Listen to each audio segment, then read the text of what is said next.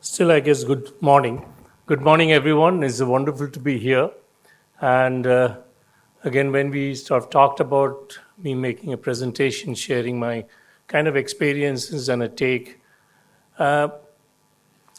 it's before I say anything, two things. When I came into this campus today, I've been fortunate enough to visit some of the prettiest campus in the world. I lived in Virginia Tech, which is up in Blacksburg. I lived in Nanyang Technological University, one of the fantastic campus that you can ever see. I've been to Cornell and taught there. But coming in today, I felt that there is a ranking forget about the MBA ranking, there is a ranking for the campus. And I think this one should be up there. And Devashish just shared with me that, each of the hostels are named after ragas. Now, how many places have thought about integrating the culture into the living in the campus like that? So congratulations. I think it's wonderful to be here in this campus. Before I say anything about the MBA impact, I need to preface by saying that my experience is a little different in the sense I deal with MBA programs, whether it's in US or Singapore or Europe. It has sort of evolved in a little bit different format. And chances are, not 100%, chances are that model here is evolving towards that. So what I mean is that in the top 20, top 30, top 50 programs, you'll see the average work experience has gone up for the incoming cohort to 5 to 6 years.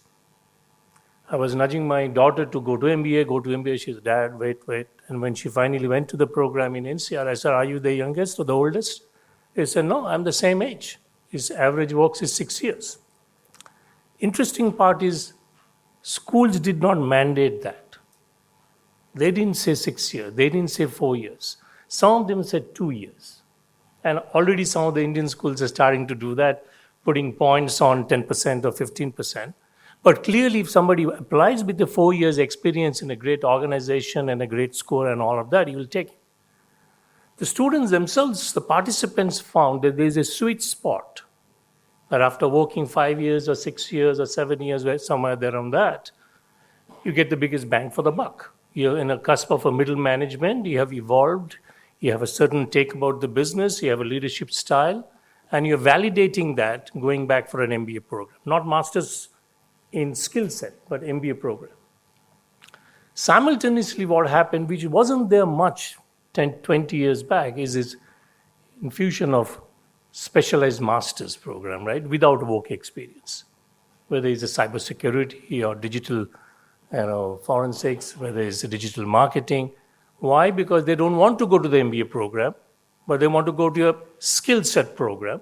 So they'll join a great company, have a great experience for 5 years, and if needed, they will come back for the MBA. Not that MBA is always needed. We should be humble enough to sort of believe that. So that's the journey which is happening in the sort of most of the good programs, and again, decided by the participant, not dictated by the schools. So when they come back, they might be looking for different things, Our students, fresh graduates also probably overlap with that. So when we look at that, we thought, maybe we'll sort of carve it out, this impact, or evolution, from an individual point of view, which is the personal benefits they're looking for or they're gaining. And the profession, there's a professional value they're looking for on an ongoing basis. And last but not the least, I would like to talk about this social impact. People are starting to ask the question, happened in 2008 after financial crisis, but it's coming back without any crisis for various reasons that so these are the three areas we'll probably talk about. So for them, these cohorts, it's the network stupid. They're coming there, as somebody says, curriculums are there, a little bit differentiation here and there, great faculty, great research coming in.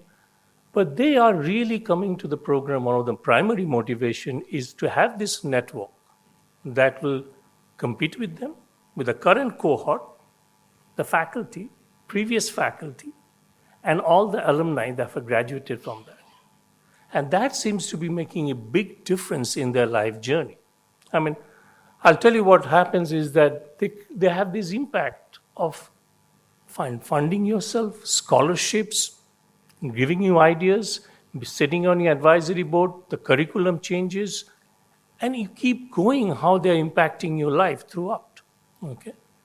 So some of these, more and more, financially you depend less and less on the state in a lot of the countries, and you want to earn more independent. You have to raise your own funds. I venture to say the US education system, for example, is heavily dependent on this funding from these alumni coming in, to the extent that someone was questioning Princeton, why does a Princeton charge a tuition? Because the return from their endowment right now is equal to their operating budget. Okay, that didn't happen in a year. It happened over a long time. But that network is hugely important. And what we are finding for a seasoned job, not for an entry-level job, not the starting point, they hardly look at your resume unless you have a confounding referral from within the company who is vouching their credibility before you look at the profile. So that's one thing which is going on. Other usual suspects are there. I'm sure it's in every program and you're facing it. We are finding halfway through the programs, the graduates are completely different. They're much more confident. They have a much better idea of the ecosystem. And remember, they came in with 5-6 years of experience. But at the same time, they're much more feeling confident and reinforced by the theory that we talk about, because they haven't done the necessarily theory. So now they're revalidating their leadership, that what they should work and what will not work, questioning why rather than how and what, because we already know that how to do that. Time management. I'll give you an interesting story. During this COVID period, GMAT and SATs became test optional simply because the students couldn't take the exam. Now, a lot of the schools are revisiting that and saying, is it worth doing the GMAT? And the only reason they're thinking of bringing the GMAT is not necessarily GMAT is a great predictor or CAT is a great predictor of the success of the student future, but it's a great assessment of their motivation, because if a guy who is working full-time in a sort of senior, semi-senior position after 6 years, to carve out that time, prepare, take the exam, even multiple times to get the score, basically tells you that the guy is hungry. And that is a huge call in predicting the success of the student going forward. We talked about global awareness, so I'm not going to revisit that, but I think the issue here is also personal brand. We are starting to ask questions for the students, and this goes beyond the student's success of what the kind of job they will get. He said, could you tell us about what your personal brand is? And they invariably get stumped. He said, what do you mean? I said, you guys talk about Apple brand, you guys talk about, Tata brand, but what's your brand? Because believe it or not, you have a brand.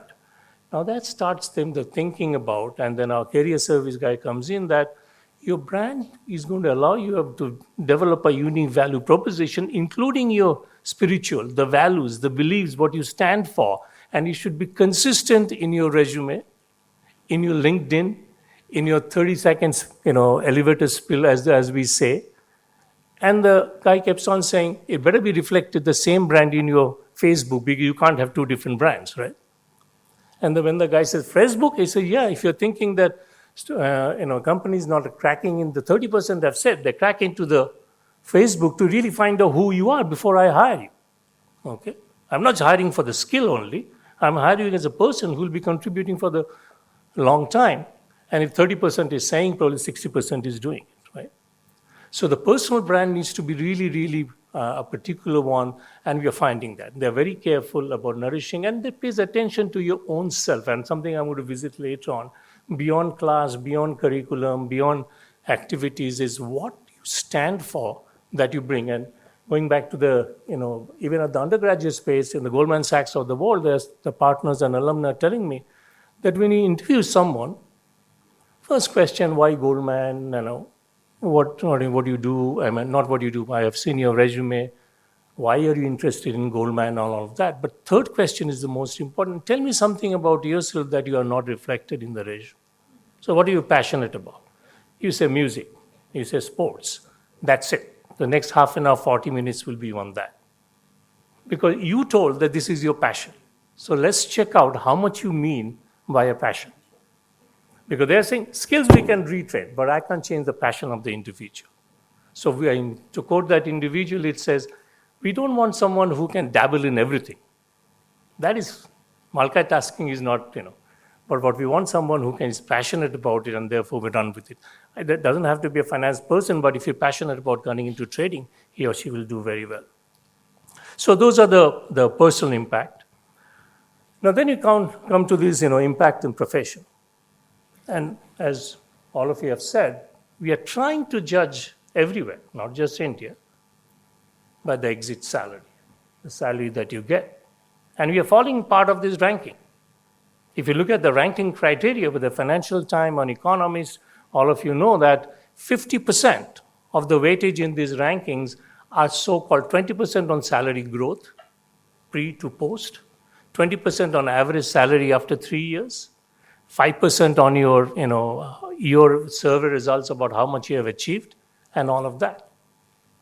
But that's pretty narrow, right? But that's what it is right now, that you're saying that we are going to evaluate you and the program and the success, judge the success of a program by just a salary percentage growth in this. Again, we have heard about this. I'll come back to it, that this is starting to be an issue and there are a lot of other holistic things has to come in. Now let's get to the interesting part, which is the society. What has happened in a little bit US context, why this is driving it, but pretty soon it might come here. The salary growth since 1980s has lagged behind the productivity growth. Since 1980s, every year, the real salary growth has been lagging. And this has created a lot of, the percentage of GDP going to the labor is like 5 or 7% below what it was in 90 and all of that, or 80 and all of that. Now, mind you, productivity has slowed down after 80s, but it's still growing. But this has not kept up with that. Result in inequality, tremendous dissatisfaction, and you can see whether it's in Brexit, whether it's Trump, is all going back to the inequality of the distribution of income. But we're not going there. What we want to say is that if this is happening, the questions are being raised, what's the leadership doing?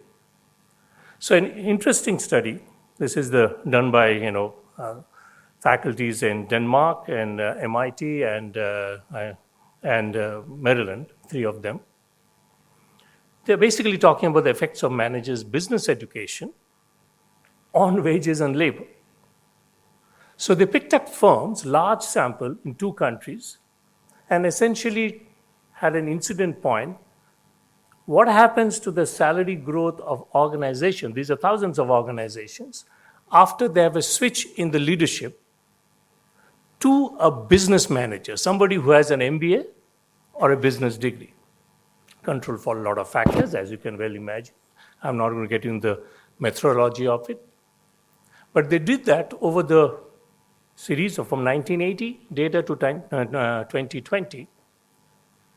And the result they find is basically, first of all, these companies are not doing that great in terms of sales, investment, productivity, any of the efficiencies. They're not doing that great compared to the matching firms, right? Matching firms are the one which are not being run by the business managers.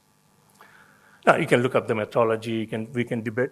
Whenever the faculty we talk about, we always get to the methodology, but generally this is the result.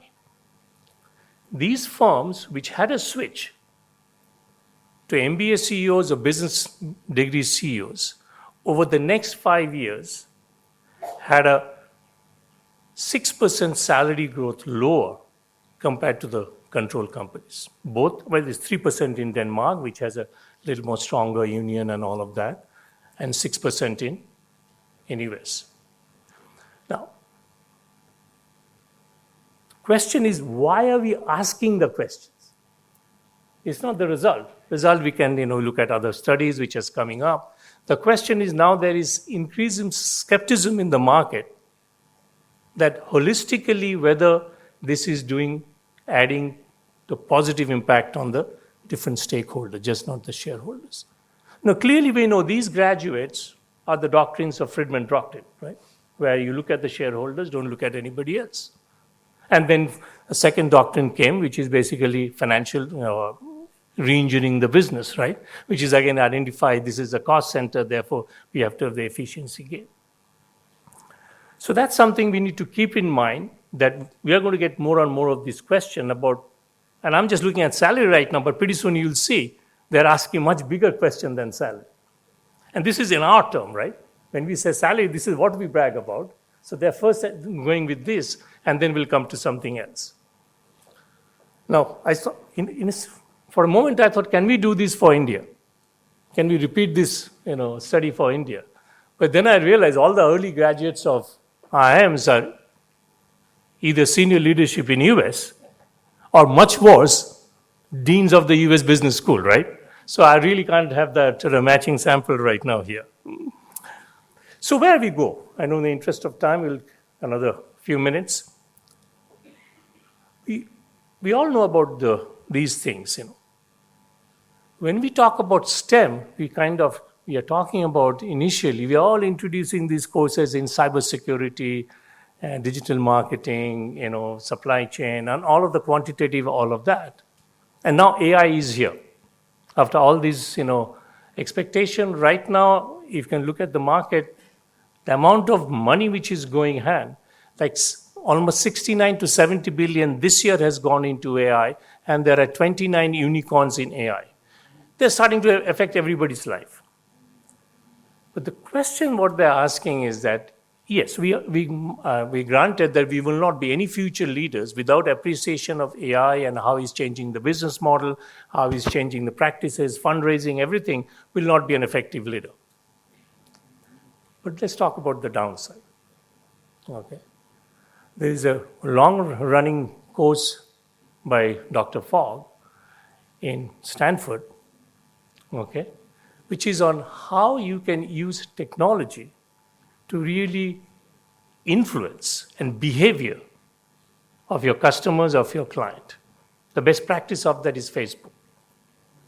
So now people are asking questions, while you are focusing on growth, just take an example of Facebook as a growth. While you're focusing on the growth, are we as a business leaders responsible? Are we responsible to really think through carefully that what can be impact of this on the aggregate society in terms of misinformation, in terms of group thinking, creating really different buckets of population. Which I can't tell you how many of those people have been influenced by the social media practices, and now there's no communication, there's no agreement between that. So they're starting to ask the question that isn't that a role of a business school to instill that values and those things so that they can really go forward and take the decision while keeping these holistic things in practice. It's a tall, long call, to be honest with you. It's not a trivial call. The other one is, changing everything, is that every leader is now being allowed to take a position on every political issue. It wasn't that case 10 years back. So now what they're saying, if we're meeting the corporate recruiters, they're saying, we want business leaders based on liberal arts. Why? Because the liberal arts students, with their background, are a lot more equipped. They're socially aware about the other issues, the implication of their decision and thought-making. And finally, they have a much more holistic, multi-pronged approach to any problem solution. Just not look at one aspect. So I'm glad to see some of the schools, all of us, here, whether it's here or in US, is pretty much the same journey, but maybe a little bit of lags here and there. They're trying to revisit this and look at finally, the nature of the work. The new generation, at least in US, and I'm sure it's here, is starting to be very different. When you look at the Generation Z, so-called 1996 and beyond, they're a little bit similar to the millennials. And what they're finding is they believe in social justice. They believe in government's role. They believe they're most diverse among any of the generations that you look at. And they are trying to be very, very, at least this stage of their career, very choosy about even choosing a company, because as long as it's aligned with their own value system. So they are going to ask all kinds of questions in the interview process themselves before they even accept a job, because they have choices. Okay. So that's going to start there. And finally, I'll leave you with the last one. It's a crisis right now. I want to speak for India, but you'll be much more having a much better sense of the student population here. There's a huge crisis among the student community, among the business leaders, among midterm, senior, it doesn't matter. There's a huge mental crisis on board. Companies are facing it, the productivity is going down, they do not know how to handle this situation. So as a result, what we are finding, organizations, every organization I can tell you, think about, just like you have medical benefits, now have a benefit so that you can have a therapist and a coach, even for a young professional joining in 1 year after their graduation. Variety of reasons. I'm not going to get into all of that. The inequality of income, racial disparity, the generation going differently, the lack of any spiritual moral foundation. We can go on, but that's not the point. But this is something needs to be addressed. And what we are finding, the programs, because at the end of the day, you cannot be a successful leader when your own wellness is not in order. It just cannot happen. They're not going to make a difference. So what we are finding is we are now introducing courses. Every one of the programs are having mental wellness counselors, mental wellness club, courses. Introducing what? Introducing yoga, introducing meditation. So I think I was talking to Devashish, at this point in time, I feel, at least in the outside market, there had never been a strong position of Indian soft power as before. Never. There is a tremendous buy-in that we come from a 3,000, 5,000-old civilization. There's tremendous buy-in that different ways of looking at things are here. So I think I wouldn't be surprised if a lot of this, journeys, challenges, which is coming at the business school, that you here in Indian thought of school, you have a lot to really contribute, and you'll be very much well appreciated when you come here, that this is how you are tackling all these problems here. We'll be shamelessly borrowing from the rest of the world. I'm telling you right now at this. So I hope one of the MBA Universe in the future happens in New York City, and we can get all the thought leaderships from here to basically